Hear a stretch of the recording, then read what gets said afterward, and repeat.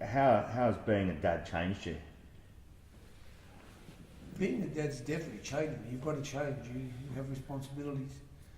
But again, I can't say how lucky I am to have my wife because I still like, I don't know if it's good or bad, but sometimes when I get a little upset with my kids, I would like to be more authoritative or more like my dad used to be, and I feel like I'd like to get that belt out and give my whack across the backside like my dad used to do to us. And I know I can't, so I just jump in the car and I go, and sometimes I'll jump on a plane and go. And I'm lucky that I've got a great wife who is my kids' best friend, mum, chauffeur, chef.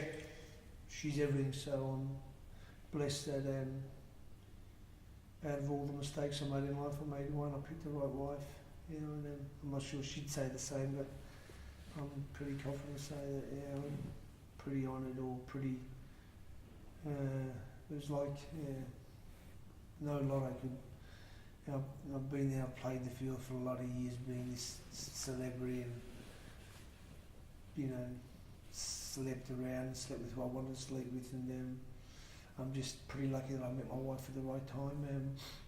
When I had been through all that stuff and done it for years, and or else I'm sure we wouldn't be married today. Like I'll never forget the day I got married.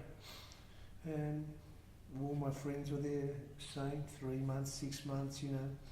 Yeah, so pretty, like I said, it's going to be 18 years, and most of those guys just said 3 to 6 months. Well, I think they're talking about themselves because they've all been divorced a few times. So pretty proud. Like I said, very, very lucky that I met somebody who's very family orientated, unbelievable mum and great brothers and sisters. And yeah,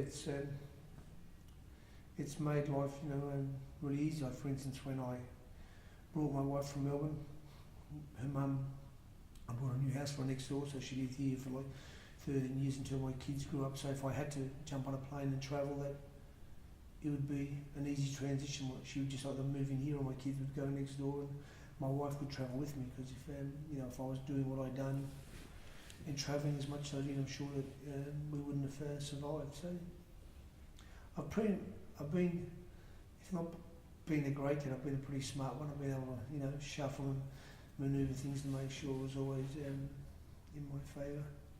Do you reckon, because of your career and your travel and your training, did you get to spend a lot of time with your kids when they were, you know, when they were growing up through those years? No, I was pretty lucky. It was right towards the end, so I did. But I still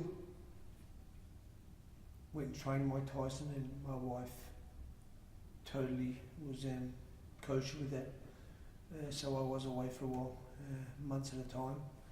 But I also made sure that I'd fly them over and spend as much time as I could. So, you know, again, like I said, for me, not the perfect dad, but somebody who has just tried to do the best with the life that I have. And some people have to travel a bit for you to enjoy the spoils that we have. You know, had I not travelled, I'd done what I did, I'm sure my daughter wouldn't be driving a BMW or so on. You know, and is that a good compromise? I don't know.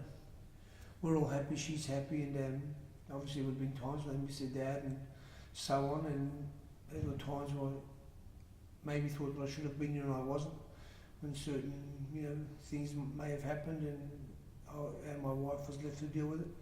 But again, we don't live in a perfect world, and we can't time things to the minute or hour when we would like things to happen. Some things just happen, you know, coincidental, and if you're there, you're there, and you handle it. If you're not, you're not, and you got to do it when you get home. So that's how my life has really played out. That's, yeah, like I said, not to say that I'm proud of it, but you know, I've just done the best with what I've got in the time that I've had.